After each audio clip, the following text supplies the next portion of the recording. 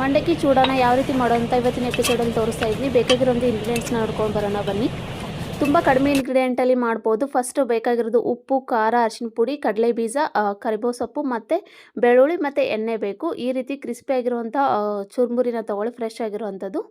ಒಲೆ ಮೇಲೆ ಒಂದು ಬಾಣಲಿನ ಇಟ್ಕೊಂಡು ಎಣ್ಣೆನ ಹಾಕ್ಕೊಳ್ಳಿ. ಎಣ್ಣೆನ ಒಂದು 5ರಿಂದ 6 ಸ್ಪೂನ್ ಹಾಕ್ಕೊಳ್ಳಿ. ಸ್ವಲ್ಪ ಎಣ್ಣೆ ಇದಕ್ಕೆ ಜಾಸ್ತಿನೇ ಬೇಕು. ನಾನು ಜಾಸ್ತಿ ಕ್ವಾಂಟಿಟಿಯಲ್ಲಿ ಮಾಡ್ತಾ ಇರೋದ್ರಿಂದ ಜಾಸ್ತಿ ಎಣ್ಣೆನ ಹಾಕ್ಕೊಂಡಿದ್ದೀನಿ.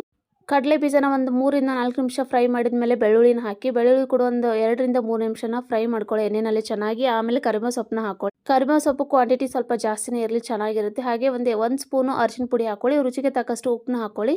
ಉಪ್ಪು ಹಾಕಿದ ಮೇಲೆ ಸ್ವಲ್ಪ ಮಿಕ್ಸ್ ಮಾಡಿಬಿಟ್ಟು ಸ್ಟೋವ್ನ ಆಫ್ ಮಾಡ್ಕೊಳ್ಳಿ. ನೋಡಿ, ಸ್ಟೋವ್ ಆಫ್ ಆಗಿರಬೇಕು. ಸ್ಟೋವ್ ಆಫ್ ಆದಮೇಲೆ ಖಾರದ ಪುಡಿನ ಹಾಕ್ಕೊಳ್ಳಿ. ನಾನು 2 ಸ್ಪೂನ್ ಖಾರದ ಪುಡಿನ ಹಾಕ್ಕೊಳ್ತಾ ಇದ್ದೀನಿ. ನಿಮಗೆ ಎಷ್ಟು ಬೇಕು ಖಾರ ಅದಕ್ಕೆ ತಕ್ಕಂಗೆ ಹಾಕ್ಕೊಳ್ಳಿ. ಖಾರದ ಪುಡಿ ಹಾಕಿದ ಮೇಲೆ ಚೆನ್ನಾಗಿ ಮಿಕ್ಸ್ನ ಮಾಡಿಕೊಂಡು ತೊಗೊಂಡಿರೋಂಥ ಚುರುಮುರಿ ಮೇಲೆ ಈ ಮಸಾಲಾನ ಎಲ್ಲ ಹಾಕಿಬಿಟ್ಟು ಮಿಕ್ಸ್ ಮಾಡಿ, ಚೆನ್ನಾಗಿ ಮಿಕ್ಸ್ ಮಾಡ್ತಾ ಬನ್ನಿ. 2ರಿಂದ 3 ನಿಮಿಷ ಚೆನ್ನಾಗಿ ಮಿಕ್ಸ್ ಮಾಡಿ. 2ರಿಂದ 3 ನಿಮಿಷ ಚೆನ್ನಾಗಿ ಮಿಕ್ಸ್ ಮಾಡ್ಕೊಳ್ಳಿ. ಮಸಾಲೆ ಎಲ್ಲ ಕಡೆ ಹೊಂದ್ಕೊಳ್ಬೇಕು ಆ ರೀತಿ. ಹಾಗೆ ನೋಡ್ಬೋದು, ರೆಡಿ ಆಯಿತು ಚುರುಮುರಿ. ಇದ್ರ ಮೇಲೆ ಕಟ್ ಮಾಡಿರೋಂಥ ತಾಜಾ ಕೊತ್ತಂಬರಿ ಸೊಪ್ಪನ್ನ ಹಾಕ್ಕೊಳ್ಳಿ.